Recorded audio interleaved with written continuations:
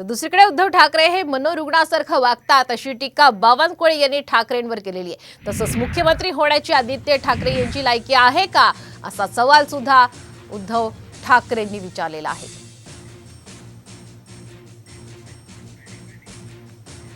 तर आपण पाहतोय की आता चंद्रशेखर बावनकुळे यांनी सुद्धा आता उद्धव ठाकरे यांच्यावर हल्लाबोल केलेला आहे। उद्धव ठाकरे हे मनोरुग्णासारखं वागतात अशा पद्धतीची टीका बावनकुळे यांनी केलेली आहे। तसंच मुख्यमंत्री होण्याची आदित्य ठाकरेची लायकी आहे का असा सवाल सुद्धा त्यांनी यावेळी उद्धव ठाकरेंना विचारलाय। निष्क्रिय मुख्यमंत्री, राज्याला नापसंत असलेला मुख्यमंत्री उद्धव ठाकरे आहे। उद्धव ठाकरे मनोरुग्णासारखे वागतायत, मानसिक स्थिती ढासळण्यासारखे वागतायत। मला वाटतं त्यांना लवकरच एखाद्या हॉस्पिटलमध्ये नेण्याची गरज आहे। आदित्य ठाकरेंना कधी कोणी मुख्यमंत्री केलं नसतं, मुख्यमंत्री का मंत्री केलं नसतं कोणी। काय लायकी आहे, कुठल्या पंचायत ते पार्लमेंट पर्यंत त्यांनी काम केलं आहे। कधी रेशन कार्ड काढलं आहे, कधी आधार कार्ड काढलंय कुणाचं।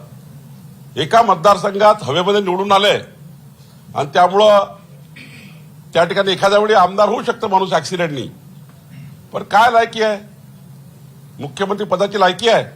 कोण शब्द दिले त्यांना?